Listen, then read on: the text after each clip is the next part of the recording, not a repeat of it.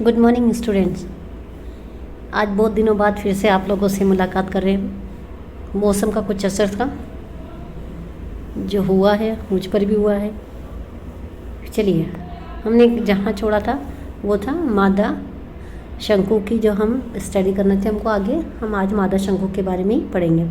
Cycas के नर शंकु के बारे में हम पहले पढ़ चुके हैं। नर कोन के बारे में, किस तरह से नर कोन से लघु बीजाणु का निर्माण होता है, लघु बीजाणु से नर युग्मोद्भिद और नर युग्मोद्भिद से आगे चलकर नर युग्मक का निर्माण होता है। साइकस में 2 नर युग्मक का निर्माण होता है। ये सब चीज़ें हम पहले पढ़ चुके हैं। यहाँ पर हम पढ़ रहे हैं साइकस के मादा शंकु की बात। देखिए, साइकस की मादा शंकु की अगर हम बात करते हैं तो जिस प्रकार से साइकस में नर शंकु होता है उस प्रकार से मादा शंकु नहीं होता है। लेकिन साइकस में भी गुरु बीजाणुपर्ण, गुरु बीजाणुधानियाँ, ये सभी होते हैं। अगर इसकी सामान्य संरचना की हम बात करें तो इसका जो गुरु बीजाणुपर्ण है वो गुरु बीजाणु एक पत्ती के समान होता है। ये आपको डायग्राम में भी दिखाई दे रहा है। ये गुरु बीजाणुपर्ण है जो कि पत्ती के समान दिखाई दे रहा है। यही गुरु बीजाणुपर्ण, इसके नीचे आप ये देखिए, इसके नीचे बीजांड भी पाए जाते हैं। तो ये बीजांड ही एक तरह से पूरे मादा शंकु के आगे निर्माण का कार्य करते हैं। हमने पहले भी वहाँ यह पढ़ा था बीजाणुधानियाँ पाई जाती है, लघु बीजाणुधानियाँ। तो यहाँ पर बीजाणुधानियाँ नहीं कहकर बीजांड हो गए।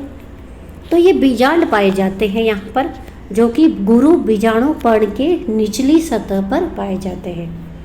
ये गुरु बीजाणुपर्ण के निचली सतह पर पाए जाते हैं। अब बीजांड की संरचना की हम बात करें तो देखिए, बीजांड जब है 1 भी हो सकते हैं, 2 भी हो सकता है, 3 भी हो सकता है, कितने भी बीजांड यहाँ पर हो सकते हैं।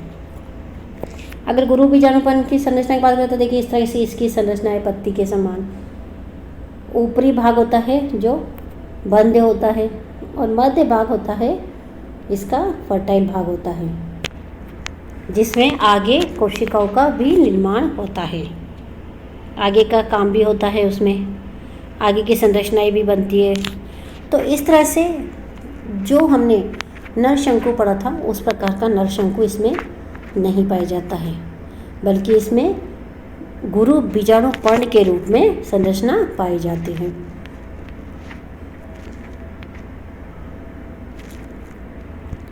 देखिए, गुरु बीजाणुपर्ण के बारे में बात करते हैं कि लगभग जब प्लांट हमारा लगभग 10 साल का हो जाता है, या यूँ कह सकते हैं कि बड़ा हो जाता है, जब प्लांट बड़ा हो जाता है तब गुरु बीजाणुपर्ण उत्पन्न होते हैं।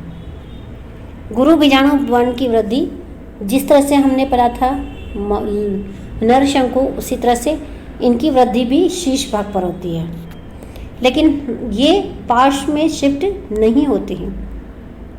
मोस्टली जातियों में यह शीर्ष भाग पर ही लगे रहते हैं। और इस प्रकार से जब ये पार्श्व में शिफ्ट नहीं होते हैं और शीर्ष भाग पर ही लगे रहते हैं तो इसे मोनोकोडियन वृद्धि भी कहा जाता है, ग्रोथ भी कहा जाता है। गुरु बीजाणुपर्ण का ऊपरी भाग पंख के समान होता है, मध्य भाग उर्वरक होता है और ऊपरी भाग उर्वरक नहीं होता है, जिसमें बीजांड भी उपस्थित होते हैं। बीजांड की संख्या अलग अलग होती है। सबसे नीचे वृंत पाया जाता है जिसमें संबंध तत्व। देखिए, इसमें जो बीजांड होते हैं ना, वो गुरु बीजाणुपर्ण के मध्य में जो उर्वरक भाग होते हैं वहाँ पर भी होते हैं, वहाँ पर भी इसमें बीजांड उपस्थित होते हैं। तो आप एक तरह से ये चीज़ क्लियर कर लीजिए कि गुरु बीजाणुपर्ण की निचली सतह पर ही बीजांड नहीं होते, मध्य में भी इसके बीजांड पाए जाते हैं। इसके बीजांड की उपस्थिति वहाँ पर भी होती है। अब देखिए, हम एक बीजांड की इसके बीजांड की संरचना देखते हैं। ये बीजांड की संरचना है। जब भी आप बीजांड की संरचना बनाते हैं तो आपको 2-3 चीज़ें हैं याद रखनी है। एक तो इसका माइक्रोपाइल, परागकक्ष और बाहर की जो लेयर होती है, किसी में 3 होती है, किसी में 2 होती है, किसी में 1 लेयर होती है, तो ये अलग अलग होता है। और इसका न्यूक्लियस भाग, ठीक है। तो ये इसके अगर हम बीजांड की संरचना की बात करते हैं तो सबसे पहले हम इसके बाहर से चलते, देखिए ये एक परत, फिर ये दूसरी परत, फिर ये तीसरी परत। ये इसमें 3 लेयर हो रही है इस तरह से। इन लेयरों को भी अलग अलग नाम से जाना जा रहे हैं। सबसे पहली सार्कोटेस्टा, उसके बाद स्क्लेरोटेस्टा, तीसरी एंडोटेस्टा। 3 लेयर है, बाह्य भित्ति, मध्य भित्ति, अंत भित्ति, अंतः भित्ति। आप इस नाम से भी इनको देख सकते हैं, बाह्य भित्ति, मध्य भित्ति, अंतः भित्ति, बाह्य चोल, मध्य चोल, अंतः चोल।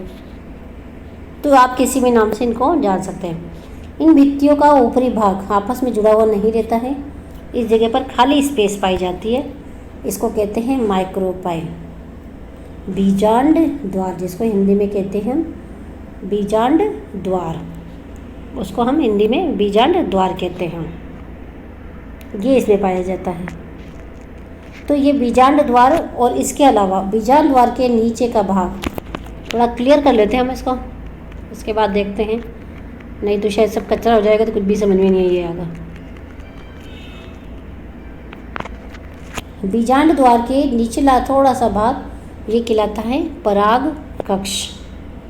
ये जो खाली स्पेस होती है जो कि लास्ट में मेन भाग से जुड़ी रहती है वो कहलाती है पराग कक्ष।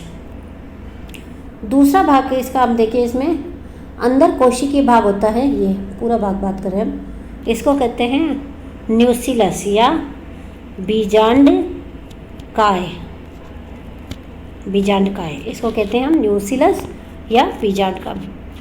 इस न्यूसिलस, देखिए ये न्यूसिलस ही सबसे इम्पोर्टेंट भाग होता है। इस न्यूसिलस के अंदर ही कोशिकाएं बनती हैं जिनसे कि गुरु बीजाणु बनते हैं।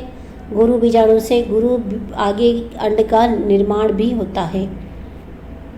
तो आप इसमें देख रहे हैं 2, आप इसमें ये देखिए आप आर्किगोनिया यानी स्त्री धानियाँ देख रहे हैं 2 इसमें।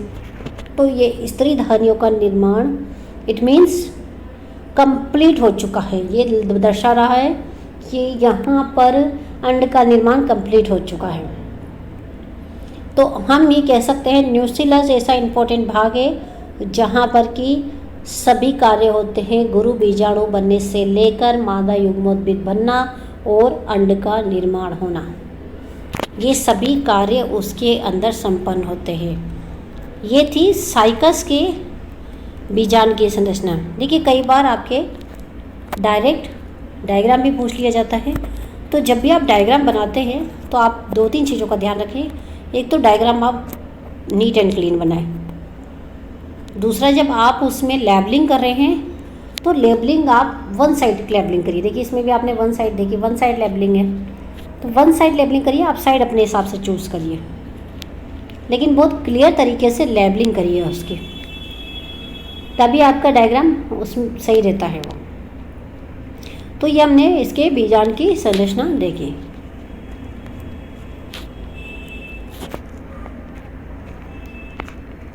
देखिए साइकस के बीजांड की और बात करते हैं। पादप जगत का सबसे बड़ा होता है। पहले हमने ये भी कहा था कि इसका नर युग्मक पादप जगत का सबसे बड़ा होता है। इसका मतलब है कि साइकस बहुत इम्पोर्टेंट मेंबर होता है। तो इसका मुर्गी के अंडे के समान होता है। इसका जो बीजांड होता है वो मुर्गी के अंडे के समान कितना बड़ा होता है, आप सोचिए। साइकस का बीजांड ऑर्थोट्रोपस प्रकार का होता है।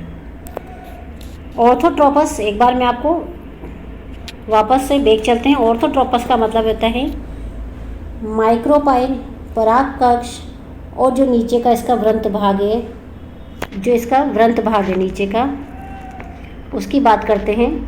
तो कि वो तीनों जब एक लाइन में होते हैं, जब तीनों एक लाइन में होते हैं तब इसका मतलब होता है कि इसमें ऑर्थोट्रोपस प्रकार का, देखिए इसमें माइक्रोपाइल, ये सब पूरा एक लाइन में है, पराग कक्ष और नीचे का जो वृंत भाग है, ये सब एक लाइन में होते हैं, तब ये ऑर्थोट्रोपस प्रकार का कहलाता है।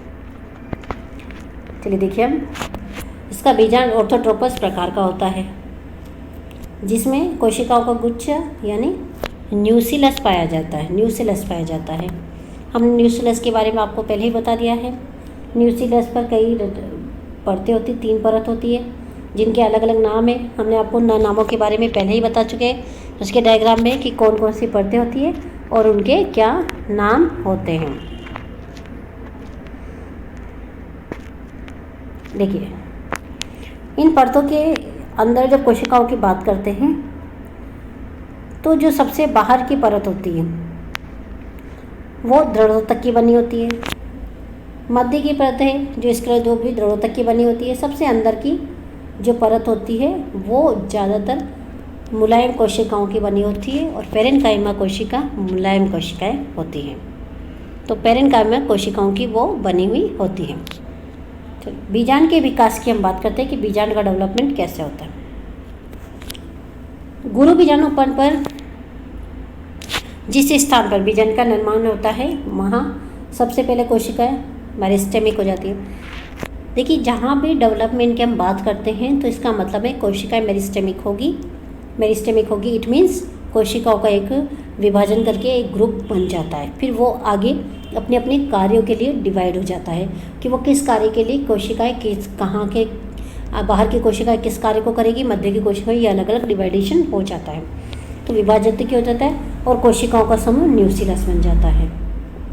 न्यूक्लियस के नीचे की कोशिकाएं वलय के रूप में धीरे धीरे उसको घेरती है और 3 परतें बना देती है जो शीर्ष भाग पर संयुक्त नहीं होती, जिसको हम माइक्रोपाइल कहते हैं। इस तरह से एक लंबा चोंचनुमा छेद बन जाता है। कुछ कोशिकाएं यहाँ पर नीचे की तरफ विघटित हो जाती हैं और वहाँ पर परागकक्ष बन जाता है। ये सब चीज़ें हमने इसके डायग्राम में भी देख ली है कि किस तरह से इसकी कोशिकाएं बनती हैं और किस तरह से उसकी संरचना कंप्लीट होती है, संरचना उसकी बनती है। बात करते हैं गुरु बीजाणु मात्र कोशिका की। गुरु बीजाणु मात्र कोशिका की हम बात करते हैं।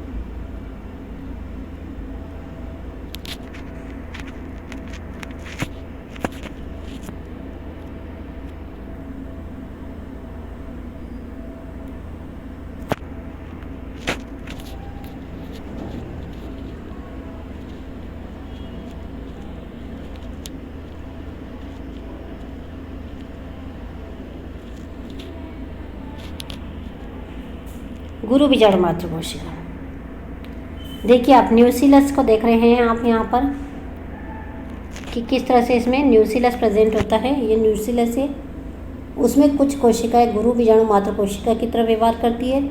इसकी प्रत्येक कोशिका 2n होती है। हम शुरू से कह रहे हैं कि साइकस का पादप स्पोरोफाइट प्रकार का होता है। तो स्पोरोफाइटिस का मतलब इसकी प्रत्येक कोशिका 2n प्रकार की होती है और ये कोशिकाएं अर्धसूत्री विभाजन करके 4 अगुणित गुरु बीजाणु बनाती है, जिसमें से 3 नष्ट हो जाते हैं और एक क्रियाशील गुरु बीजाणु इसमें शेष रहता है। तो 4 में से 3 गुरु बीजाणु नष्ट हो जाते हैं और एक गुरु बीजाणु क्रियाशील रहता है। यह गुरु बीजाणु एन अवस्था में होता है और यही गुरु बीजाणु आगे चलकर मादा युग्मोद्भिद का निर्माण करता है। मादा युग्मोद्भिद मतलब कि मध्यवर्ती अवस्था, यानी अभी तक हमारे इसमें सिर्फ बीजाणु का निर्माण हुआ है, अंड का निर्माण नहीं हुआ है। तो अंड के निर्माण की जो प्रोसेस है और जो गुरु बीजाणु से अंड के मध्य की प्रोसेस है मादा युग्मोद्भिद कहलाती है। सबसे पहले देखिए, जो क्रियाशील गुरु बीजाणु होता है वो मादा युग्मोद्भिद बनाता है।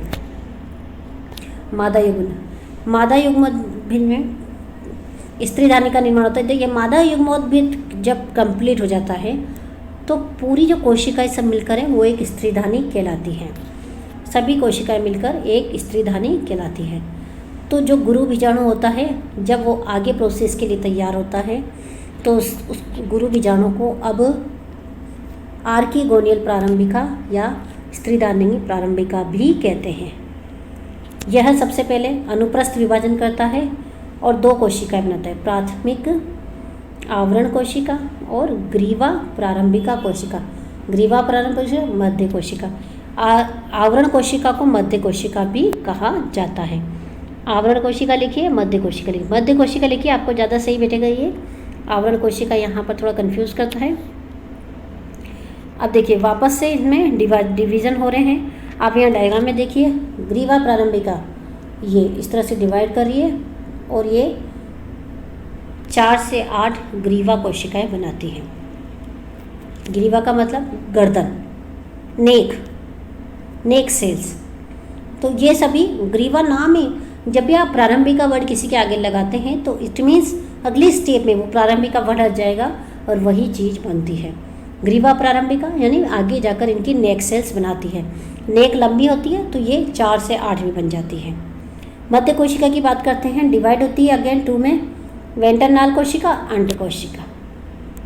ये 2 में डिवाइड हो जाती है, जिनको कहते हैं वेंट्रनाल कोशिका और अंड कोशिका। देखिए इसमें अब अंड बन चुका है हमारा। आपको समझ में आया कि अब हमारे अंड बन चुका है। साइकस में ग्रीवा केनाल कोशिकाओं का अभाव होता है।